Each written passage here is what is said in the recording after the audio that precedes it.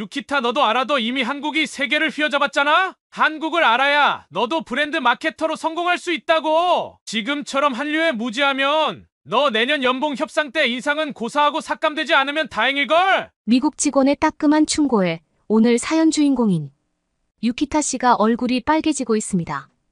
과연 어떤 일이 있었던 것일까요? 감동 시작 애청자 여러분. 영상 시작 전 좋아요와 불우이웃을 위해 끝까지 시청 부탁드립니다. 안녕하세요. 일본 오사카 출신 유키타라고 합니다. 저는 미국의 유명 패션 회사의 브랜드 마케터로 근무하면서 재능을 펼치고 있습니다. 요새 한국의 문화가 심상치 않은 것 같아 SNS에 글을 올리게 되었어요. 이미 한류가 미국의 곳곳에 스며든 것은 오래전의 일이에요. 하지만 요즘은 정말 지나치다 싶을 정도거든요. 제가 브랜드 마케터로 일하면서 작년에는 저의 브랜드 콘셉트의 경쟁업체에 밀리는 바람에 연봉 협상에 치명타를 입고 말았습니다. 그것도 한국과 연관이 있고요. 최근 회사 동료가 알려준 한국의 이것을 보고 이젠 정말 한국이 미국의 대기업까지 다 잡아먹는구나 하며 한국의 파워를 인정해야 했습니다. 한국이 아주 세계를 휘어잡고 있는 게 보이더라고요. 앞으로는 한국을 모르면 얼마나 뒤처지게 될지 알기에 이제 한국어도 공부하고 한국 드라마나 문화를 선점해서 봐야 할 생각을 하니 아주 머리가 아픕니다. 이제 제 회사 일을 먼저 말씀을 드려볼게요. 유행에 민감하고 트렌드를 분석하는 일이 곧 저의 일입니다. 브랜드 마케팅은 회사의 브랜드를 널리 알리는 업무를 말하는데요. 간단하게 말씀드리면 이름만 대면 다 아는 브랜드들, 그러니까 굳이 엔비디아, 한국에는 삼성이 있고요. 척 들으면 다 알 정도로 회사의 브랜드를 고객에게 알게 모르게 스며들도록 고객과 만나는 모든 부분에 브랜드 이미지를 기획하고 홍보하는 일입니다. 작지만 탄탄한 글로벌 기업이라 제가 일본 출신인 것처럼 우리 회사에는 다양한 나라에 온 동료들이 있어요. 이탈리아 패션 전공자들도 많지만 중국에서 온 라리사와 한국인 유나도 있어요. 저는 패션 업계의 브랜드 마케터로 일을 해왔고 점점 좋은 회사로 이직을 할 만큼 업무에 자신이 있었습니다. 특히 패션 분야는 국경 없이 더욱 경쟁이 치열하고 변화가 빠르다 보니 잠시라도 정신을 놓고 있으면 안 될 정도예요. 그 일이 일어났던 때도 패션 업계끼리 새로운 이미지를 선보이는 보이지 않지만 치열한 경쟁이 있었어요. 제가 다니는 회사의 경쟁 업체는 명품을 파는 곳인데요. 그중 구찌 브랜드의 컨셉과 우리 회사가 추구하는 브랜드 이미지와 많이 비슷합니다. 전 세계 사람들은 구찌는 다 알 것 같아요. 구찌는 이탈리아 브랜드인데 클래식하면서도 격조 있는 디자인으로 패션 업계를 선도하고 있어요. 옷뿐만 아니라 가방, 구두, 향수와 액세서리는 매 시즌마다 패션의 아이콘입니다. 그런데 아시다시피 미국의 패션은 구찌와는 좀 달라요. 대부분 합리적인 가격과 기능성을 중요하게 생각하니 나이키 같은 브랜드가 미국 내에서는 1등이거든요. 그래서 명품과 거리가 좀 먼 미국에서 실용성 있는 아이템이 아닌 구찌 같은 고급 패션 브랜드를 따라하는 건 불모지에 씨를 뿌리는 것만큼이나 험난한 일이죠. 그럼에도 우리 회사의 도전은 성공적이어서 미국 내 각종 패션 분야 대회에서 수상 경력이 꽤 있을 만큼 두각을 나타내고 있답니다. 그래서 제 일이 더욱 자랑스러워요. 특히 다른 나라 출신 동료들 그러니까 라리사와 유나보다 제가 좀 더 좋은 실적을 내다 보니 그들보다 내가 우월하다는 마음이 들 때가 많아요. 구찌는 그리 생각하지 않겠지만 후발주자인 우리 회사는 경쟁 업체인 구찌보다 더 좋은 브랜딩을 하려고 안간힘을 쓰고 있습니다. 그런데 어느 날 기가 막힌 소식을 들었어요. 구찌가 한국의 명절인 설날을 기념해서 의류와 핸드백 등 총 35개 종류를 만들어 한국 내에서만 판다는 얘기를 들었습니다. 그 얘기를 들은 라리사는 어처구니 없다면서 외국어 글씨를 쓴 명품은 중국어, 일본어 표기만 했다면서 황당해했죠. 저 역시 세계적인 브랜드가 한국 안에서만 파는 제품을 선보인다고 하니 처음에는 잘못된 소식이라고 생각했어요. 의료업계 소식을 신속하게 전하는 소식통이 뭔가 착각을 하고 있구나 싶었죠. 하지만 곧 이어 구찌의 이번 컬렉션 제품에는 옷 전면에 로고와 함께 한국어로 표기된 구찌를 인쇄해서 내보낸다는 거였어요. 아니 유서 깊은 명품 브랜드에서 특정 나라 그것도 한국어 표실에 정말 믿기 어렵고 왜 그런 모험을 하는지 이해할 수가 없었습니다. 구찌의 대담한 모험은 우리 회사뿐만 아니라 전 세계 패션 업계에서 예의주시했죠. 저는 한글이 너무나 독특한 모습을 하고 있어서 구찌의 로고와 전혀 어울리지 않는다고 생각했어요. 라리사 역시 중국 한자처럼 각이 지고 고급진 느낌이 구찌와 어울리지.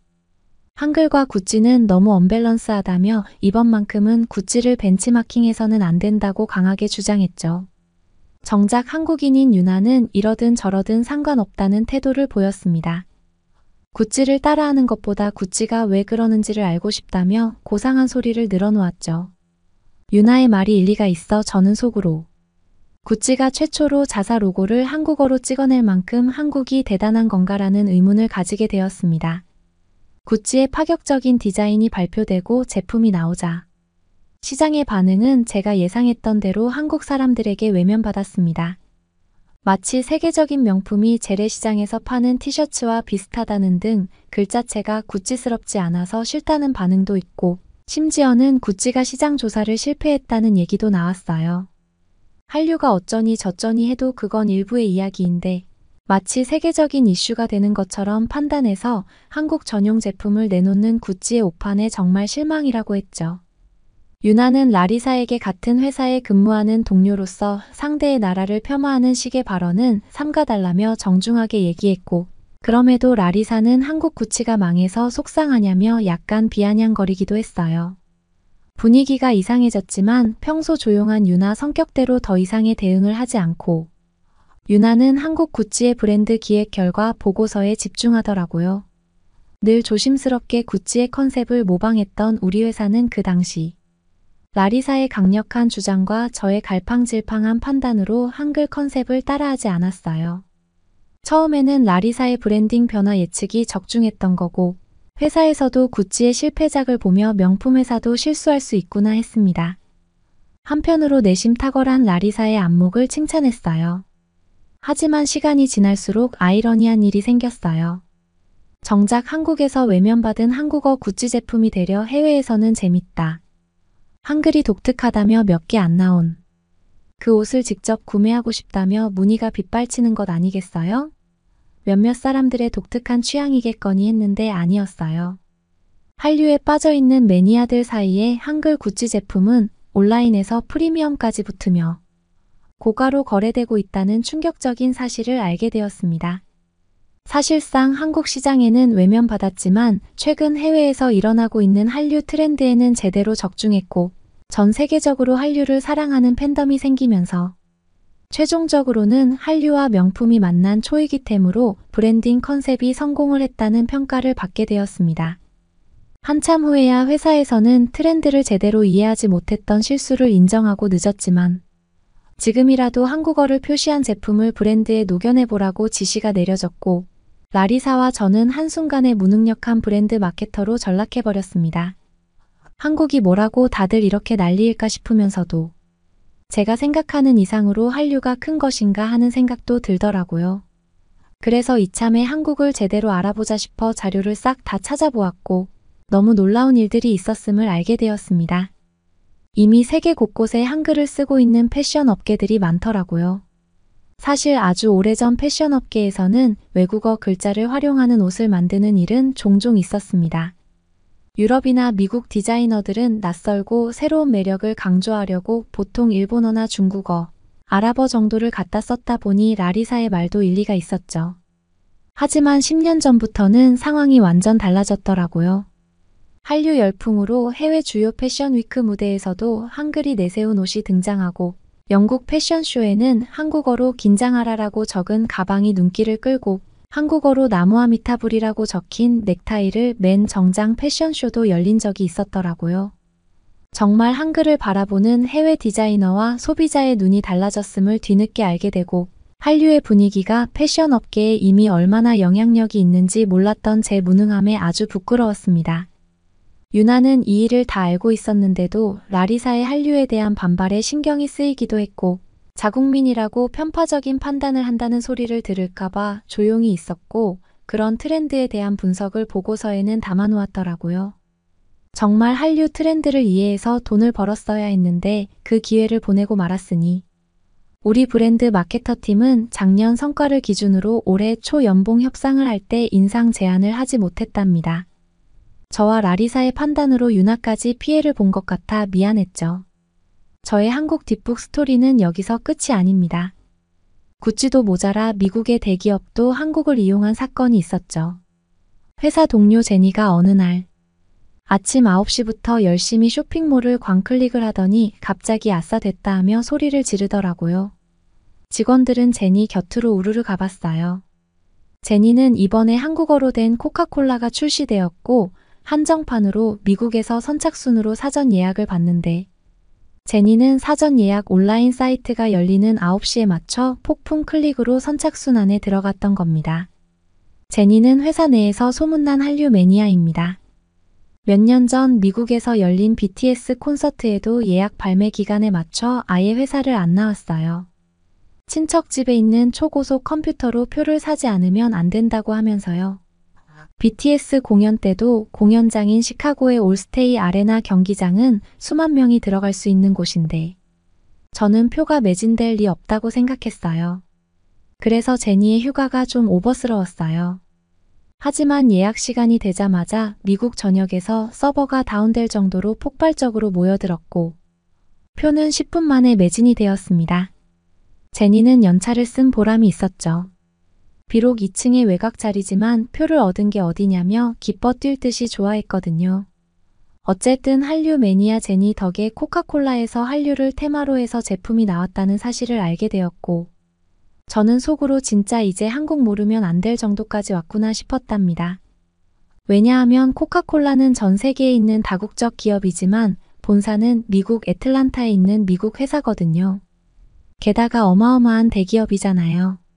그런 회사에서 전 세계 36개국에 한글로 적힌 코카콜라를 판매한다고 하니 한국의 위상에 손이 떨릴 정도였어요. 제니는 코카콜라 140년 역사상 처음으로 영어가 아닌 특정 국가의 언어가 포함된 건 한글이 처음이라면서 유키타 너도 이런 걸 잘 알아야 브랜드 마케터로 성공해. 자꾸 한류를 무시하거나 거부하면 내년 연봉 협상 때 인상은 고사하고 삭감되지 않으면 다행일 걸 하며 한류에 무지한 저에게 충고를 했어요. 아주 기분이 나빴지만 부인할 수 없는 사실이었죠. 저보다 라리사가 더 기분 나빴겠지만요. 제니가 주문한 한정판 한국어 코카콜라가 도착했고 그 전에 SNS상에는 한류맛 코카콜라의 후기들이 줄줄이 올라오기 시작했습니다. 제니의 충고는 둘째치고 저는 콜라 맛이 너무 궁금했습니다. 제가 일본 출신이라 콜라에 대해선 일가견이 있거든요. 콜라가 미국 제품이지만 일본에서 파는 콜라는 사탕수수로 만들어져서 훨씬 맛있습니다. 미국에서도 쉽게 볼 수 없는 콜라도 일본에서는 아무렇지 않게 팔려요. 전 세계 콜라 소비가 1위인 곳도 일본이에요. 콜라를 잘 안 마시는 사람들은 콜라 맛이 다 거기서 거기다라고 하시는데 일본에 와서 코카콜라를 먹어본 사람들은 톡 쏘는 탄산의 깊은 맛이 남다른 일본 콜라가 인생 최고의 맛이라고 말을 하거든요. 사전 예약으로 받은 콜라는 위쪽에 K-웨이브라고 한류라는 뜻의 영어가 있었고 아래쪽은 한국어로 코카콜라라고 적혀 있었어요. 맛은 완전히 색달랐어요. 기존의 콜라 맛이 났지만 예상치 못한 과일향이 10% 정도 섞여 있는 특이한 맛인데 온라인상에서는 이 맛을 한류 맛이라고 이미 쓰고 있더라고요. 문화를 맛으로 표현하다니 정말 세계를 집어삼킬 파워 아닌가요? 저는 이번 일을 계기로 아주 철저히 한국에 대해 완벽히 공부해보자는 의지가 생겼습니다. 세계적인 굴지의 기업들조차 한류의 파급력에 힘입어 저렇게 돈을 벌고 있는데 일개 브랜드 마케터인 제가 열심히 따라해야 하지 않겠습니까? 저는 유나의 도움으로 화상 수업으로 한글을 가르쳐주는 선생님을 알게 되었고 한글 공부를 시작했습니다. 그리고 제니에게 요청해서 한국의 음식, 패션, 드라마, 음악까지 다 섭렵할 수 있게 배움의 길을 알려달라고 했어요. 그리고 라리사에게도 같이 한국 문화 공부를 하자고 제안했지만 라리사는 한사코 반대하고 자기는 차라리 이직 준비를 하겠다고 하더라고요. 괜한 우월 의식을 가진 라리사가 안타까웠지만 제코가 석자라 함께하는 길을 포기할 수밖에 없었죠. 아주 이번엔 제대로 공부해서 한국의 문화에 영감을 받아 독특한 컨셉을 찾을 겁니다. 한류의 바람에 몸을 실어서 올해 브랜드 마케터로 출중한 실력을 쌓아보려고 합니다. 여러분 저 좀 응원해주세요. 느즈마키 한류의 위험을 실감한 유키타 씨의 사연. 어떻게 들으셨나요? 정말 세계 굴지의 기업들조차 한류에 동참하고 있다니 어깨가 으쓱으쓱 올라갑니다. 더 많은 세계인이 한국어로 표기된 새로운 제품을 많이 만나보길 기대합니다. 그러면 다음 사연으로 넘어가겠습니다. 지난 20년간 일본은 변화의 기미조차 보이지 않았습니다. 일본이 한국을 따라잡는 일은 결코 일어나지 않을 것입니다. 일본 경제연구원인 미하루 씨는 한국과 일본의 충격적인 격차에 폭탄 발언을 쏟아냅니다. 그녀의 발언에 회의실에 있던 동료 연구원들뿐만 아니라 연구센터의 총 책임자까지도 굳은 표정을 지었고 회의실 분위기는 마치 살얼음판을 걷는 듯 긴장감이 감도는데요. 도대체 미하루 씨는 한국의 어떤 면을 보고 자국민 앞에서 일본을 이토록 신랄하게 비판을 했을까요? 안녕하세요. 저는 일본인 미하루라고 합니다. 저는 일본 와세다 대학교 부속 연구소에서 경제 지표를 연구하고 있어요. 저는 지극히 평범한 유년 시절을 거쳐 대학에 입학하고 졸업한 일본의 평범한 30대 여성이었습니다. 적어도 제가 한국에 다녀오기 전까지는 말이에요. 정말 우연한 기회로 한국에 파견을 다녀왔는데 그 이유 하나 때문에 일본에서의 제 인생은 최대 위기입니다. 몇몇 분들은 한국 다녀왔다고 무슨 인생이 송두리째 바뀌냐고 의아해하실 텐데요. 사실 저도 저에게 있어서 이런 변화가 생길 것이라고는 상상도 못했어요. 한국에 다녀오고 나서 저도 몰랐던 일본에서의 삶을 비관하기 시작한 것 같습니다. 한국에서는 이걸 화병이라고 표현하던데 제 마음속에 어디서부터 끓어오르는 것인지 모르겠는 분노와 무기력함이 생기기 시작했거든요. 부모님은 한국이나 일본이나 다 사람 사는 곳이고 같은 아시아의 비슷한 환경에 심지어 일본이 더 경제대국이고 잘 사는 나라인데 고작 한국 좀 다녀왔다고 왜 그런 마음을 가지는지 모르겠다며 이해를 못하시지만 저는 그렇게 생각하지 않아요. 인간이라면 더 나은 삶을 살고 싶어 하는 것이 본능이잖아요. 그런데 지금 일본의 현실은 제가 아무리 노력해봤자 희망이 없는 상황입니다. 더 나은 삶을 살 수 없을 것 같고 시간이 지날수록 점점 더 가난해질 것 같다는 생각밖에 들지 않아요. 이건 사실 일본의 대부분의 청년들이 저와 같은 마음을 가지고 있을 수도 있다고 생각합니다.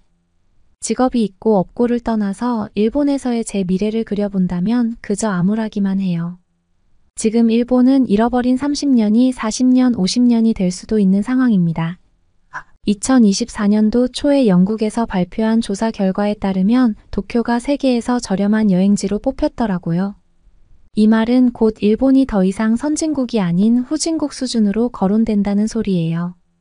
네, 물론 일본은 슈퍼엔저 때문에 많은 관광객으로부터 인기가 정말 많습니다. 값이 싸고 모든 면에서 편리하고 음식도 맛있으니까요. 그러나 전 세계 관광객은 폭발하지만 일본인들은 웃지 못하고 있어요. 요즘 일본은 오버투어리즘 문제가 불거지고 있어요. 그런데 사실상 전체적인 일본 관광객 숫자만 보면 코로나 전보다는 줄어서 오버투어리즘 현상이라고 보기 어렵지만 일본 특정 도시에만 관광객이 몰려서 문제예요.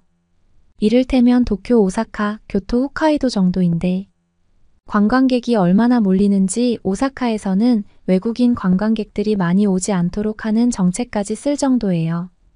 외국인에 한해서는 입장료를 2배로 올린다든지 말이죠. 게다가 예전에 일본이라고 하면 외국인들은 일본의 사람들이 굉장히 친절하다고 했었는데 이제는 그런 소리를 듣지 못하고 있어요. 꼭 사람이 아닌 로봇인 것처럼 무뚝뚝하게 대해서 이제는 불친절하다는 소문까지 나고 있더라고요. 이 점에 대해서 제가 간략하게 말씀드리자면 지금 현재 일본은 코로나가 끝나고 나서 외국인 관광객도 많지만 자국민 관광도 늘어나서 관광업에 종사하는 사람들 입장에서는 접객해야 하는 관광객이 폭증했고 그렇다 보니 당연히 서비스의 만족도가 떨어지는 것이 사실입니다. 그리고 요즘 일본인들이 여유가 없는 게 사실이에요. 요즘 슈퍼엔저 때문에 일본인들이 해외에 나간다는 것은 사실상 불가능한 상태거든요.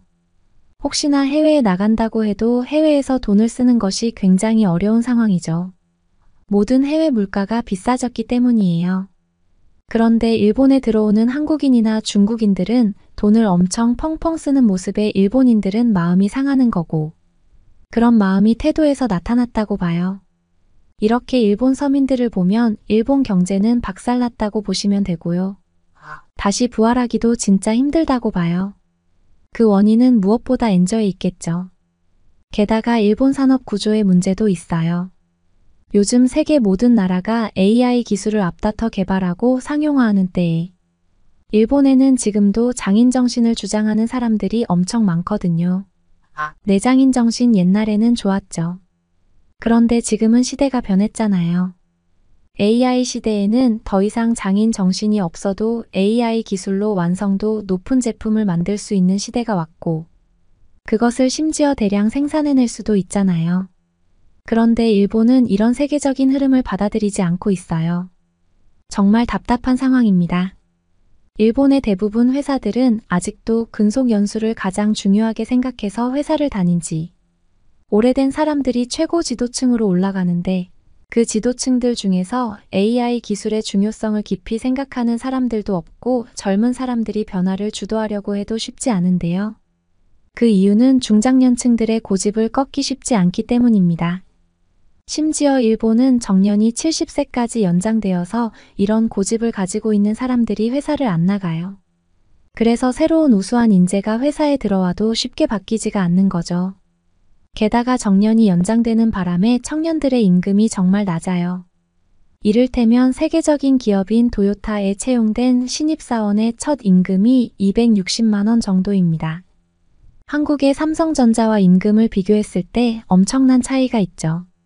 그러다 보니 일본에서 좀 잘났다 하는 청년들은 아예 기업에 취직하려고 하지도 않아요.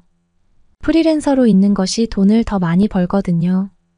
그러니 이런 일본의 기이한 산업 구조를 세계 그 어느 누구도 좋게 볼 리 만무하겠죠. 제가 다니고 있는 연구센터 직원들은 점심을 도시락으로 싸가지고 다닌 지도 오래됐어요. 직장 다니면서 가장 즐거울 시간이 점심시간이잖아요. 그런데 월급은 제자리인데 또 물가는 왜 이렇게 올랐는지. 점심 메뉴를 저렴한 것으로 먹다 못해 이제는 그마저도 부담스러워서 각자 도시락을 싸오기로 한 거죠. 특별한 날에만 가끔 나가서 외식을 하는 정도입니다. 그리고 직원들끼리 점심을 먹으면서 하는 주된 이야기는 맨날 돈 이야기예요. 얼마 전에 뉴스에 나온 거 봤어요. 일본 젊은 여자들이 해외로 매춘하러 나간다는 거 말이에요. 네, 맞아요. 저도 봤어요. 정말 너무나 충격적이었어요. 그 일 때문에 이제 일본인들은 미국 입국 심사도 굉장히 까다롭게 한다고 하더라고요. 그런 이야기를 할 때면 잘 나가던 일본이 어쩌다가 이 지경까지 온 걸까라는 생각을 하며 씁쓸하게 점심 식사를 마무리하곤 해요. 그래도 일본 동료들은 제가 한국에 다녀온 걸 굉장히 부러워해요. 일단 한국에서 살아는 봤으니 언제라도 마음이 바뀌면 한국에 정착할 수 있는 것 아니냐면서요. 사실 그 말도 맞긴 한데 저는 일본인이기에 일본에서 사는 게 맞다고 생각하거든요. 그런데 그런 말을 들을 때면 집에 와서 제가 한국 생활할 때 찍었던 사진을 보게 되더라고요. 그때마다 느끼는 게 정말 내가 같은 사람이 맞나 싶을 정도로 한국에선 제 얼굴 표정이 그렇게 밝아요. 외국인이 타지에서 생활할 때가 더 행복해 보인다는 게 정말 슬프지 않나요? 한국에서 지냈을 때 행복했던 추억이 떠올라서 한국이 정말 그리워지더라고요. 서울의 야경은 이렇게 멋있었지 맞아 내가 머물렀던 집도 정말 편리했었어. 그렇게 행복했다가도 어쩌다가 일본이 한국보다 뒤처진 건지 또 화가 날 때도 있더라고요. 분명 제가 한국으로 떠날 당시만 해도 일본에서 사는 것이 암울하다고 생각해 본 적이 없었거든요. 그런데 생각해보니 2년 전 제가 처음 한국 땅을 밟았을 때 진짜 충격을 크게 받았던 기억이 나네요. 첨단 도시 같았던 인천공항을 보고 학교 다닐 때 배웠던 한국은 일본보다 뒤처져 있다는 이미지는 단번에 무너졌거든요. 일본 공항보다 훨씬 크고 훌륭한 시설을 갖춘 인천공항. 외국어로 소통하는데 어려움 없는 직원들, 신속한 일 처리까지. 저는 어리둥절한 채로 겨우 공항버스를 타고 있었죠. 서울로 향하는 공항버스 안에서 바라본 고속도로는 넓고 깔끔해서 신경 쓸 것들이 없어서 정말 좋았어요. 일본은 왕복 2차선 도로가 많고 중간에 버스 정류장이 있거나 이륜차가 다니기도 해서 긴장할 때가 많거든요. 그런데 한국의 고속도로는 탁 트여 있고 이륜차도 보이지 않아서 마음이 편안했어요. 리무진 버스도 깨끗하고 편안해서 스르르 잠이 들었답니다. 제가 2년 동안 살 아파트에 도착해서는 더 놀랐는데요. 부동산 관계자분께서 집을 안내해 주셨는데 공동현관에 도착하니 어떤 번호를 누르니까 문이 스르르 열리더군요. 그건 아파트 현관도 마찬가지였습니다. 현관 어디에도 열쇠 구멍이 없는 거예요. 제가 신기해하니까 부동산 관계자분은 한국에선 열쇠를 사용하지 않고 도어락이라는 것을 많이 사용한다고 말해주더군요. 모든 것이 일본과 달라서 신기했지만 한편으로는 비밀번호를 누군가에게 들키면 큰일 나겠다는 불안감도 들었어요. 그러나 그런 걱정도 잠시였습니다. 집에 들어가니 벽에 달린 인터폰이 울리더군요. 받았더니 경비실에서 환영 인사를 하며 문제가 생기면 인터폰으로 연락하면 된다고 안내해 주었어요. 아파트 곳곳에 잘 설치된 CCTV와 체계적인 경비 시스템 덕분에 안전에 대한 걱정은 금방 사라졌고 마치 호텔에 온 기분이 들었어요.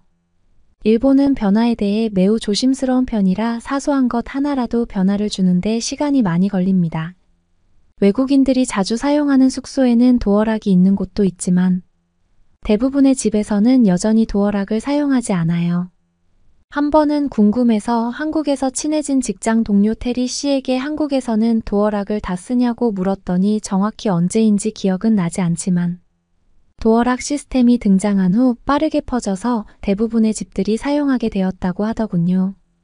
그 동료는 고등학교 다닐 때도 웬만한 집은 다 도어락을 썼던 것 같다고 말했습니다. 그리고 한국의 아파트도 정말 마음에 들었습니다. 일본은 대부분의 가정집이 작은 평수로 되어 있는데 한국의 아파트는 정말 넓었거든요. 한국이 인구 밀도가 높고 땅이 좁기 때문에 한국 드라마에 나오는 큰 집들은 드라마라서 나오는 특수한 경우라고 생각했어요. 그런데 제가 그런 드라마에 나오는 것 같은 집에 살게 될 줄은 생각도 못했습니다. 일본에서는 상상할 수 없는 크기였거든요. 저는 한국 생활 초반에 회사와 집만 오가며 지냈어요. 한국 사람들은 다른 사람들을 배려하는 마음이 많아서 제가 도움을 요청하지 않아도 자발적으로 도와주고 필요한 정보를 많이 주더라고요. 그런 경험을 하면서 점점 용기가 생겨 집 근처 마트에도 가보고 카페에도 들어가서 차도 마셔봤죠. 한국의 카페는 정말 놀라웠어요. 다양한 분위기의 카페가 너무 많고 인테리어가 다들 예뻐서 매일 어느 곳을 갈지 즐거운 고민을 했어요. 카페에 가면 많은 사람들이 노트북이나 스마트폰을 보면서 시간을 보내는데 모두 테이블에 있는 콘센트에 전원을 연결해 충전하면서 사용하고 있더라고요. 저도 휴대폰 배터리가 얼마 남지 않아서 충전 비용이 얼마나 되는지 궁금해서 물어봤더니 콘센트 사용은 손님들을 위한 서비스라며 무료라고 하더군요. 정말 놀랐어요. 그런데 더 놀라운 건 무료 와이파이 비밀번호도 있으니 그것도 사용하라고 알려주는 거예요. 일본에서는 카페에서 전기 콘센트를 그냥 사용하면 주인이 전기 도둑이라고 제지할 게 분명합니다. 일본은 전기 서비스가 민영화되면서 전기요금이 매우 비싸져서 전기 사용에 대해 매우 민감하거든요. 더구나 동네 카페마다 무료 와이파이가 있다는 건 상상도 못할 일이죠. 일본에서는 내가 주문한 것 외의 서비스는 모두 추가 요금을 내야 한다고 생각하면 되거든요. 한국에서 한 달 정도 생활하니 어느덧 초여름이 되어 날씨가 더워지기 시작했어요. 후텁지근한 기운이 참 불쾌하게 느껴졌죠. 어느 날 테리 씨가 저희 집에 놀러 왔는데 더웠는지 에어컨을 켜도 되냐고 묻더라고요. 그래서 저는 그동안 에어컨을 켜본 적이 없다고 말했더니 테리 씨가 화들짝 놀라면서 이렇게 더운데 그럼 어떻게 지냈냐고 묻더라고요. 그래서 전기요금이 너무 많이 나올 것 같아서 참았다고 했어요. 그러자 테리 씨는 한국은 전기요금 안 비싸다며 안심하고 켜도 된다면서 에어컨을 켰어요. 불안했지만 테리 씨의 말을 믿고 그날부터 에어컨을 가동시켜서 그의 여름을 시원하고 쾌적하게 보냈어요. 나중에 전기요금 고지서를 보니 일본에 비해 전기요금이 매우 저렴하더군요. 정말 놀라웠어요. 전기뿐만 아니라 대중교통 비용이나 도시가스 요금 같은 많은 공공요금들도 저렴했어요. 한국에서 몇 개월 생활해보니 일본에서의 생활을 되돌아보게 되었죠. 그리고 제가 한국 사람들의 일 처리 속도에 진짜 놀란 적이 있는데요. 제가 신용카드를 신청한 적이 있는데 며칠 안 지나서 직장으로 카드가 발송되어 바로 사용할 수 있게 되었어요. 일본에서는 은행에서 뭔가 일을 처리하려면 정말 오래 기다려야 하는데 한국에서는 은행 업무도 정말 신속하게 처리되는 걸 느낄 수 있었어요. 한국 사람들이 빨리빨리라는 말을 좋아한다는 건 알고 있었지만 모든 일이 이렇게 빨리 처리되는 건 정말 신기했어요. 그런데 그 신속함을 생활 전반에서 느낄 수 있다는 거예요. 식당에 가서 음식을 시키면 정말 금방 나오고 집에서 배달을 시켜도 조금만 기다리면 음식이 도착하니까 마치 아파트 바로 옆에 내가 필요한 모든 것을 준비해 놓고 기다리는 사람이라도 있는 것 같은 허무맹랑한 생각까지 들더라고요. 한국 생활의 편리함과 빠른 서비스에 계속 놀라게 되었어요. 한국에서 만난 일본 사람들도 저와 비슷한 생각을 하더라고요. 그리고 직장에서도 한국인들과도 금세 친해져서 회사에 적응하는 것도 매우 수월했죠. 하루는 제가 필요한 물건이 있어서 어디서 사야 하는지 물어보니까 한국인 동료는 어디서 파는지 안다며 회사 끝나고 같이 가자고 했어요.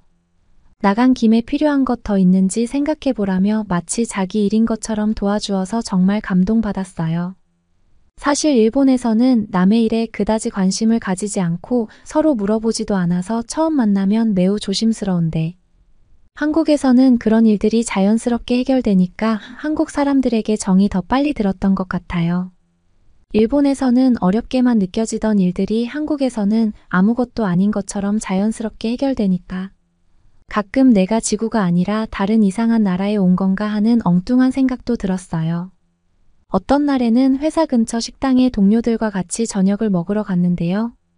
식당 아주머니께서 저희를 보며 한국의 청년들, 열심히 일하느라 고생 많았다며 콜라 서비스를 주시며 자주 오라고 하시더군요. 저는 아주머니가 처음 방문한 저희들에게 관심을 가지며 서비스를 주는 것도 신기했어요. 게다가 메인 음식보다 반찬이 더 많은 것 같았는데 그게 모두 서비스였어요. 일본에서는 우동집에서 같이 나오는 절임. 반찬도 기본으로는 정말 조금만 주고 추가하려면 뭐든 추가 요금이 발생하거든요. 한국의 인심은 정말 후한 것 같았어요. 게다가 한국의 지하철역은 정말 안전 그 자체였어요. 한국에는 지하철 플랫폼에 스크린도어라는 게 있었는데 지하철이 오기 전까지는 그 문이 열리지 않아서 불안함이 전혀 없더라고요.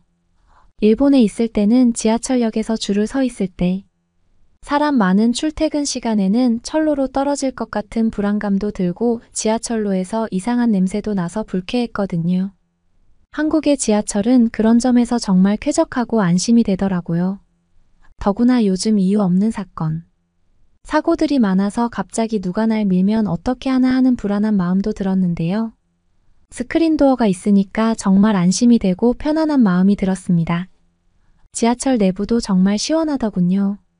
심지어 자기가 원하는 온도에 맞추어서 객실을 골라 탈 수도 있다니 이게 정말 지하철이 맞나 싶었어요.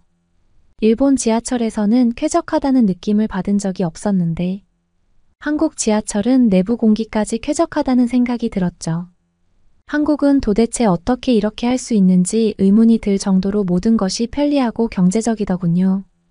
한국에 조금씩 적응하다 보니 어느덧 여름이 되었는데 그때쯤 되니 어느 정도 한국말도 자연스럽게 할 수 있게 되었고 점점 더 한국 생활이 편안하게 느껴지기 시작했어요. 그리고 그때부터 내가 다시 일본으로 가서 살 수 있을까라는 생각을 하곤 했었어요. 특히 여름의 한국 실내 생활은 정말 환상적이었거든요. 일본의 집은 나무집이라서 습기도 많이 머금어서 여러 가지 여름용품을 준비해야 하는데 한국에서는 그런 게 하나도 필요 없으니 부모님도 여름엔 한국에 와 계시면 좋겠다는 생각을 했어요. 그렇게 저는 평온하게 한국에서 파견 생활을 하고 제 고향인 일본에 다시 돌아온 겁니다. 사실 일본 복귀 고민을 정말 많이 했어요. 파견을 더 연장할 수도 있었고 원하면 한국에서도 계속 연구원으로서 일할 수 있었거든요. 그런데 그거 다 마다하고 일본으로 다시 돌아온 것은 그래도 저는 일본인이니 일본에서 사는 것이 맞다는 생각과 부모님 때문이었습니다. 하지만 지금으로선 그냥 부모님을 모시고 한국으로 떠나고 싶다는 생각이 굴뚝 같아요. 일본에서의 생활은 팍팍하기 그지없고 마음이 정말 무겁습니다. 복잡한 지하철, 똑같은 회색 정장을 입은 사람들, 활기 없는 사무실 모든 것이 답답하게 느껴집니다. 게다가 한국에서는 그렇게 즐겁게 했던 연구활동이 일본에서는 왜 이렇게 훈수 두는 사람이 많은지 모르겠어요. 윗사람들은 우리 같은 젊은 직원들에게 기회를 주지 않거든요. 일본 상사들은 고지식하고 고집이 많아서 젊은 직원들이 제안하는 모든 것을 받아들이지 않아요. 하지만 한국의 상사들은 다릅니다. 그들은 새로운 아이디어를 적극적으로 받아들이고 젊은 직원들에게 많은 기회를 줘서 한국에서의 직장 생활은 더 활기차고 뭔가를 더 하고 싶다는 생각이 들게 했어요. 한국에서 일할 때는 항상 도전하고 성장하는 느낌을 받았어요. 새로운 프로젝트에 참여할 기회도 많고 상사들도 저의 의견을 경청해 주었죠. 덕분에 일에 대한 열정도 더욱 커졌습니다. 일본에서는 상상도 못할 경험들이었어요. 한국에서는 회사의 일원으로서 존중받고 있다는 느낌을 받으니 더 열심히 일하고 싶은 의욕이 생겼었죠. 하지만 지금의 이곳에서는 아무것도 하고 싶은 마음이 들지 않아요. 그러다가 결국 사고를 쳤습니다. 반기별 보고회에서 연구 결과를 발표를 해야 했던 프로젝트가 있었는데 그것 때문에 정말 스트레스를 많이 받았거든요. 결국 저의 프로젝트였는데 일본 상사들의 끊임없는 참견과 좋지 않은 경제 지표를 마치 좋은 것처럼 꾸미려는 모습에 화가 났습니다. 보고회가 시작되자마자 저는 그동안 참아왔던 울분을 쏟아냈습니다. 이 프로젝트는 처음부터 문제가 많았습니다. 상사들의 비현실적인 요구와 끊임없는 간섭 때문에 제대로 진행되지 못했습니다. 그리고 지금 우리가 발표하려는 이 경제 지표들은 실제 상황을 반영하지 못하고 있습니다. 우리는 진실을 왜곡하고 있습니다. 라고 폭탄 발언을 해버렸습니다. 모두가 깜짝 놀라며 저를 쳐다봤지만 저는 멈추지 않았습니다. 회의장의 공기는 얼어붙었고 상사들의 얼굴은 굳어졌습니다. 하지만 저는 더 이상 참을 수 없었습니다. 더 이상 이런 환경에서 일할 수 없다는 생각이 확고해졌기 때문이에요. 결국 저는 그 자리에서 연구센터를 그만두겠다고 선언했습니다. 물론 이 결정을 내리는 것이 쉽지는 않았지만 더 나은 미래를 위해서는 꼭 필요한 일이었습니다. 한국에서 느꼈던 활기찬 직장 생활과 비교하면서 저의 열정과 창의력을 억누르는 일본의 업무 환경을 더 이상 견딜 수 없었어요. 이제 저는 새로운 도전을 위해 한국으로 돌아가기로 결심했습니다. 이제는 연구원이 아닌 백수 상태라 다시 처음부터 시작해야 합니다. 하지만 이 선택은 저의 인생의 큰 전환점이 될 것이라고 믿고 있어요. 제 목표는 곧 한국으로 취직을 성공하는 거예요. 여러분 저의 일본 탈출을 응원해 주시면 감사하겠습니다. 그러면 다음 사연으로 넘어가겠습니다. 올림픽이 끝났으니 당장 한국으로 가겠다고? 너 정말 한국에 단단히 미쳤구나? 여기 한미국 선수는 올림픽이 끝나자마자 한국행 비행기를 예약했다고 하는데요. 올림픽에서 경기를 치르느라 많이 지쳤을 텐데 쉬지도 않고 한국으로 오는 이유가 궁금해지는 순간입니다. 과연 이 미국 선수는 파리올림픽에서 무슨 일을 겪었던 것일까요? 저는 미국 하버드대 출신으로 이번 파리올림픽에 참가한 육상선수 게브리엘입니다. 드디어 길고도 짧았던 파리올림픽이 끝났네요. 이 순간을 얼마나 기다렸는지 모릅니다. 솔직히 말해서 파리에서 지내는 건 생각보다 쉽지 않았어요. 먹는 거, 자는 거, 쉬는 거 뭐 하나 편한 게 없었거든요. 올림픽이 시작되기 전부터 미국에서는 이번 파리올림픽이 좀 문제가 있을 거라는 얘기가 많았어요. 하지만 저는 그런 걱정들이 좀 과장된 거라고 생각했어요. 프랑스가 유럽의 대표적인 나라고 이런 큰 대회를 허술하게 준비할 리 없다고 믿었거든요. 올림픽 선수촌에 입촌하고 나서 걱정이 현실이 되었다는 걸 깨달았습니다. 일단 선수들이 지내야 할 숙소의 상태가 정말 처참했어요. 지난 도쿄 올림픽 때 골판지로 만든 침대를 보고 다들 놀랐었잖아요. 저도 그때 깜짝 놀랐던 기억이 나요. 도쿄 올림픽은 그 골판지 침대 때문에 전 세계적으로 엄청난 비난을 받았는데 그걸 똑똑히 지켜봤던 저로서는 파리 올림픽이 같은 실수를 반복할 거라고는 전혀 예상하지 못했죠. 하지만 막상 파리에 도착해보니 믿기지 않게도 이번에도 골판지 침대가 준비되어 있더군요. 정말 상상도 못했던 일이었습니다. 프랑스가 이런 부분에서 이렇게까지 준비가 미흡할 줄은 몰랐어요. 세계적인 대회에서 선수들이 지내야 할 공간이 이 정도 수준이라니 실망을 금할 수 없었습니다. 올림픽을 위해 새로 지었다는 선수촌은 기대와는 달리 너무나도 좁았어요. 이 정도 규모의 대회를 위해 준비된 시설이라고는 도저히 믿기 어려웠죠. 더군다나 방에 에어컨이 없다는 사실은 정말 충격적이었습니다. 여름에 무더운 파리에서 에어컨 없는 방에서 지내야 한다니 도저히 믿기 힘들었어요. 숙소는 기본적으로 선수들이 경기에 집중할 수 있도록 편안하고 쾌적해야 하는데 파리 올림픽의 선수촌은 이런 기본적인 것도 준비되어 있지 않았고 선수들의 편의를 전혀 고려하지 않은 것처럼 보였어요. 이래서야 선수들이 어떻게 최고의 경기력을 발휘할 수 있겠습니까? 솔직히 다른 많은 선수들도 실망했을 겁니다. 제가 올림픽 선수촌에서 지내면서 가장 힘들었던 점은 바로 방에 에어컨이 없다는 사실이었습니다. 이렇게 더운 날씨에 에어컨이 없다는 게 믿겨지시나요? 파리의 여름은 생각보다 훨씬 더웠고 경기 후에 돌아와서 시원한 방에서 쉬고 싶었지만 그럴 수 없었어요. 땀을 뻘뻘 흘리면서 밤을 보내야 했던 날들이 많았습니다. 파리 올림픽 조직위원회에서는 이번 올림픽의 슬로건이 친환경 올림픽이기 때문에 에어컨을 제외했다고 설명하더군요. 환경을 생각하는 것은 분명 중요하지만 그렇다고 해서 선수들의 기본적인 편의를 무시하는 결정을 내린 건 이해하기 어려웠어요. 그나마 해가 지고 난 뒤에는 기온이 조금 떨어져서 좀 나았지만 그때도 문제가 있었습니다. 숙소 창문에 방충망이 설치되어 있지 않아서 창문을 열어두면 벌레들이 끊임없이 방 안으로 들어왔거든요. 더위를 피하려면 창문을 열어야 했는데 그러면 벌레가 들어오고 그 벌레에 물려서 잠을 잘 수가 없는 상황이 반복됐어요. 이런 날들이 계속되자 몸과 마음이 점점 지쳐갔습니다. 경기에서 최선을 다해야 하는 상황에서 제대로 쉬지도 못하고 매일 밤 벌레와 씨름해야 한다는 게 정말 힘들었어요. 결국 어느 순간부터는 정말 화가 나더군요. 올림픽이라는 큰 대회를 치르면서 선수들에게 이런 환경을 제공했다는 것이 너무나도 실망스러웠습니다. 파리 올림픽 조직위원회의 준비가 이 정도일 줄은 정말 몰랐어요. 프랑스는 왜 이렇게 형편없이 올림픽을 준비했을까요? 전 세계에서 온 선수들을 불러다 놓고 제대로 된 시설도 마련하지 않은 채 대회를 진행하려 했다는 점이 정말 이해하기 어렵습니다. 특히 생강에서 트라이애슬론 경기를 치르겠다는 결정은 정말 납득이 가지 않아요. 프랑스는 생강에서 수영대회를 치르기 위해 약 2조 원을 들여 대대적인 정화 작업을 시작했지만 그 결과는 기대에 크게 미치지 못했어요.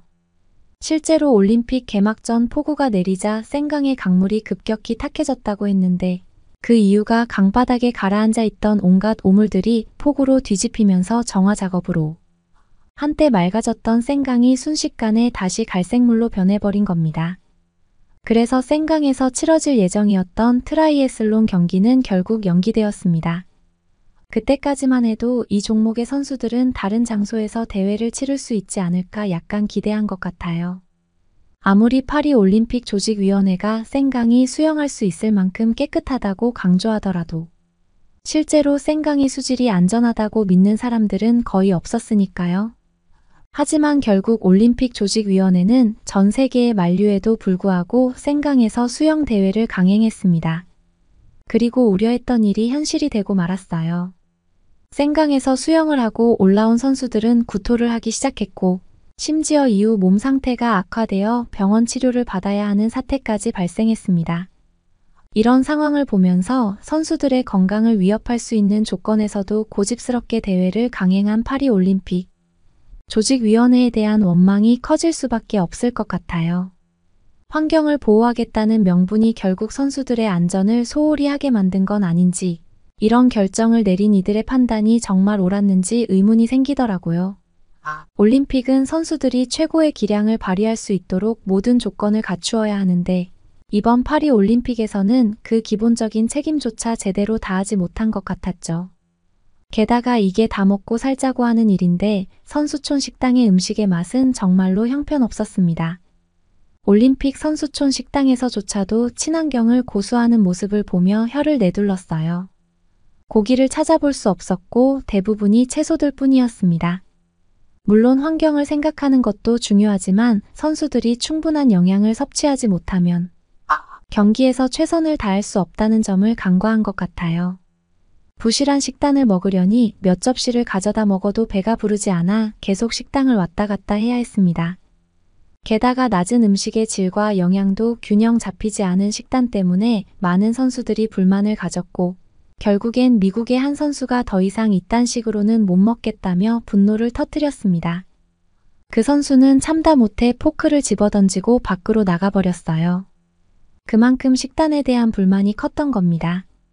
그 선수의 과격한 행동에 처음에는 다른 선수들도 놀랐지만 왜 그렇게 난동을 부렸는지 이유를 듣고 나서는 대부분 이해하는 분위기였어요.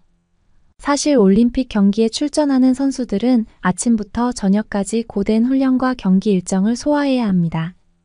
이를 위해서는 고단백의 영양소를 충분히 섭취해야 하는데 매번 채소나 두부 같은 가벼운 음식만으로는 힘이 나지 않는 게 당연하죠. 경기를 준비하면서 가장 중요한 것이 바로 영양 섭취인데 파리 올림픽 선수촌의 식당에서는 그것이 충분히 이루어지지 않았습니다. 그동안 쌓였던 불만이 결국 폭발한 것이고 다른 선수들도 그 심정을 이해할 수밖에 없었을 겁니다.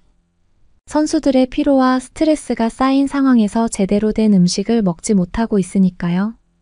이 사건은 그저 한 선수의 일탈로 치부될 수 있는 문제가 아니라 많은 선수들이 겪고 있던 불편함과 불만의 극단적인 표현이었다고 생각합니다. 저 역시도 풀떼기만 가득한 식사를 하고 나면 금방 허기가 져서 밤에는 배고파서 잠도 안 오더라고요.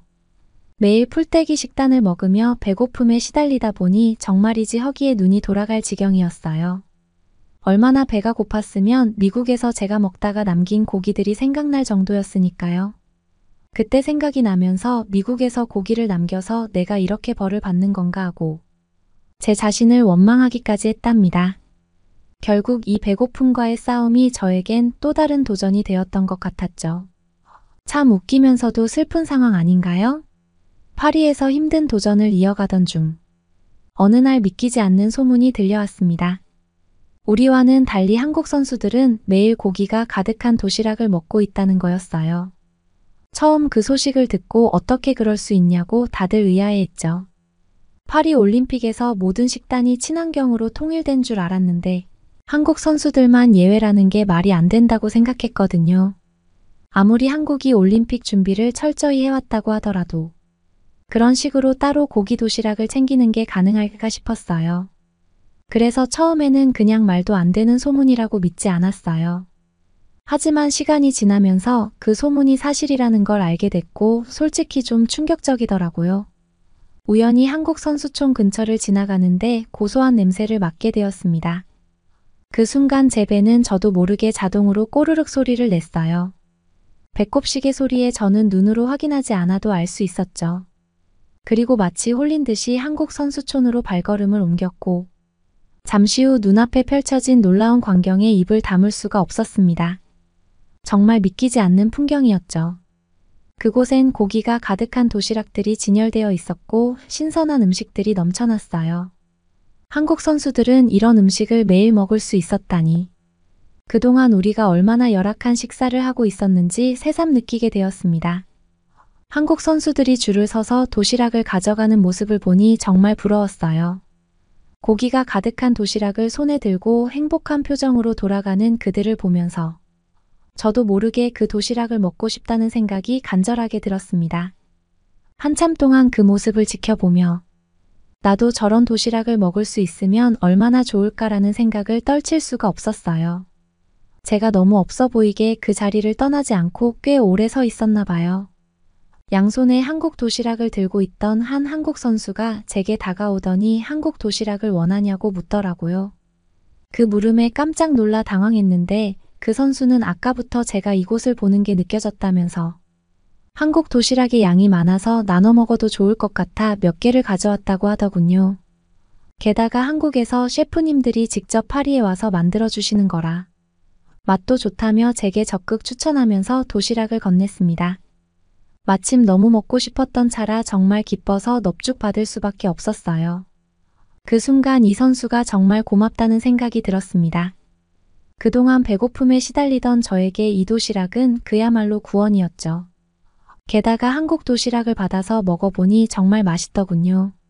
한 입 먹는 순간 입안 가득 퍼지는 풍부한 맛에 놀랐어요.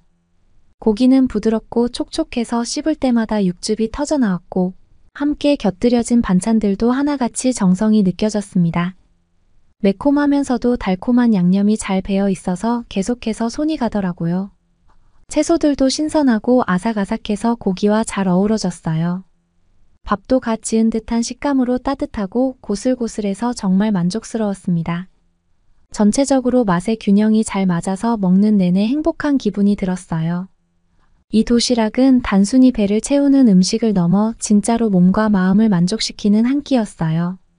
오랜만에 제대로 된 음식을 먹은 것 같아 정말 기쁘고 그 한국 선수에게 다시 한번 고마움을 느꼈습니다. 그리고 다음날 훈련을 하면서 옆 동료 선수에게 한국 도시락에 대한 이야기를 하면서 직접 먹어봤다는 이야기를 했습니다. 그랬더니 옆 동료 선수도 정말 부럽다면서 자기도 꼭 먹어보고 싶다는 말을 하더군요. 어제도 배고파서 배를 쥐어잡고 잤다면서 말이죠. 그 말을 듣고 나니 어제 한국 도시락을 나눠 먹었어야 했나 싶더라고요. 그때는 너무 기쁜 나머지 혼자 다 먹어버렸지만 동료도 이렇게 힘들어하고 있다는 걸 알았다면 같이 먹었으면 좋았겠다는 생각이 들었습니다. 훈련을 마치고 동료 선수와 함께 선수촌 식당으로 가는 길에 어제 만났던 그 한국 선수를 또 마주치게 되었습니다. 반가워서 인사를 건넸더니 그 한국 선수가 제게 어제 도시락 맛은 괜찮았냐고 묻더라고요. 그래서 정말 너무 황홀했다고 그 음식이 얼마나 맛있었는지 말했어요. 그러면서 한국에서는 매일 그런 음식을 먹는 거냐고 물어봤죠. 그랬더니 그 한국 선수는 웃으면서 한국 도시락도 맛있지만 한국에는 더 맛있는 음식들이 많다고 하더군요. 그러면서 한식을 원하는 다른 나라 선수들을 위해 한국의 셰프님들이 도시락을 더 넉넉히 준비하고 있으니 한국 도시락이 먹고 싶으면 언제든지 말해달라고 했어요. 한국 선수의 말이 끝나기가 무섭게 제 옆에 있던 동료 선수가 갑자기 그러면 도시락 2개만 부탁드릴 수 있을까요? 라고 말했어요. 순간 조금 민망하고 미안했지만 동료가 한국 도시락을 너무나도 먹고 싶어 했던 열망이 부끄러움을 이긴 것 같았어요. 그 상황에서 저도 살짝 쑥스러웠지만 다시 한번 한국 도시락을 먹을 수 있다는 생각에 정말 기뻤습니다. 한국 선수의 배려 덕분에 저와 제 동료가 또다시 그 맛있는 한국 도시락을 즐길 수 있게 되었어요. 동료 선수도 감탄사를 연발하면서 정신없이 한국 도시락을 싹 비우더라고요. 그리고 나중에 알고 보니 한국은 파리올림픽위원회가 선수촌에서 선수들에게 채식만을 제공한다는 것을 알게 되자마자 프랑스로 즉시 10명의 최고의 셰프들을 파견 보냈다고 하더라고요. 그런 한국 정부의 지원 덕분에 한국 선수들은 맛있고 균형 잡힌 식사를 하게 되었죠. 한국의 철저한 준비성에 저와 동료 선수는 감탄을 금치 못했습니다. 한국인은 밥심이라고 하던데 맛있고 영양가 높은 밥을 먹어서 그런지 이번 파리 올림픽에서 최고의 경기력을 발휘한 것 같아요.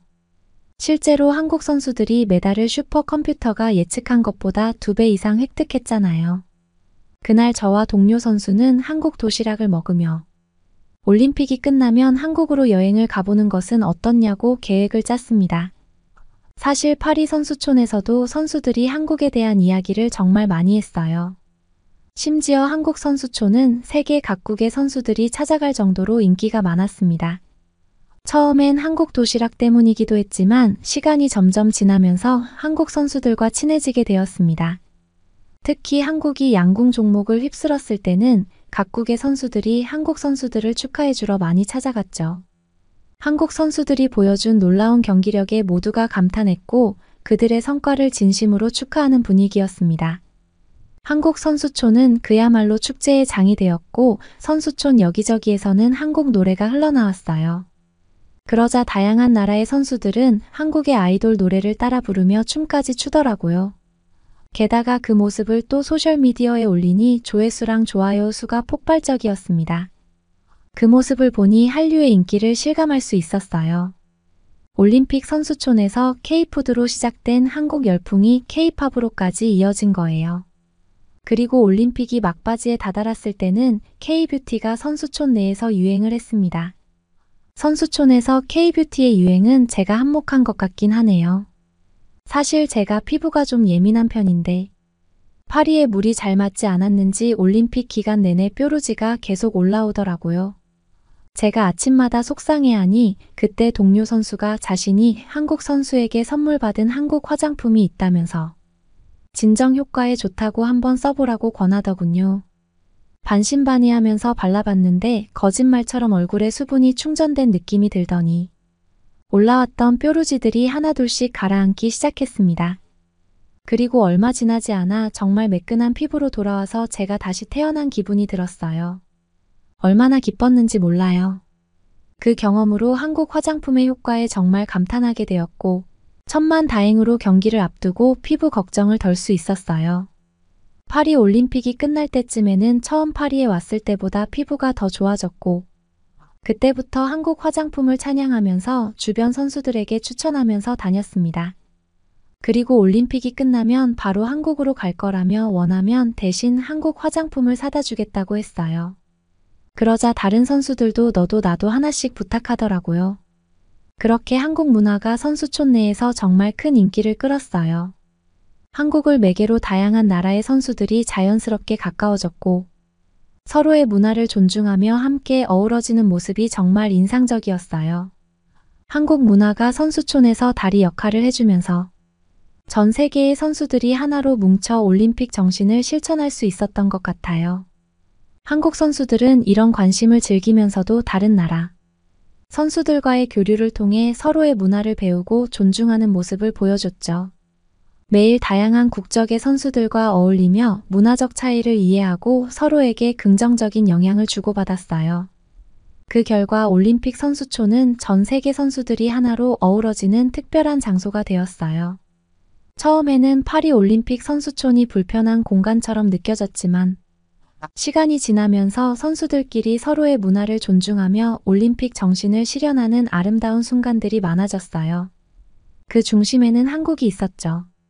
한국이 없었다면 파리 올림픽은 정말 암울했을 것 같아요. 한국의 문화, 음식, 그리고 선수들의 따뜻한 마음이 큰 힘이 되었고 그 덕분에 어려운 상황에서도 포기하지 않고 끝까지 최선을 다할 수 있었습니다. 한국이 주는 긍정적인 에너지가 없었다면 이번 올림픽은 훨씬 더 힘들고 고된 경험이 되었을 거예요. 한국 덕분에 이번 파리 올림픽이 더욱 특별해진 느낌입니다. 이제 올림픽도 끝났으니 당분간은 휴식을 취하면서 뒤늦게 빠져버린 한국의 매력 속에서 마음껏 허우적거려 보려고 해요. 파리에서 잠시나마 맛본 한국의 매력도 정말 황홀했는데 실제 한국에 가서 직접 느끼는 한국의 매력은 또 얼마나 대단할지 너무나 기대가 됩니다. 그래서 곧 한국으로의 여행도 계획하고 있어요.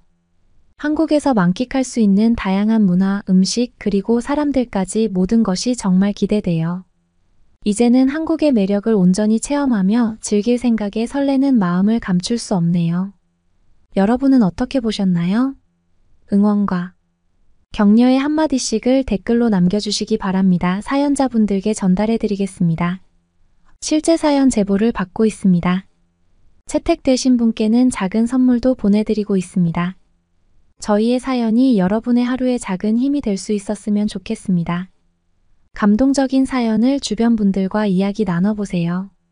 더욱더 좋은 영상으로 다시 찾아뵙겠습니다.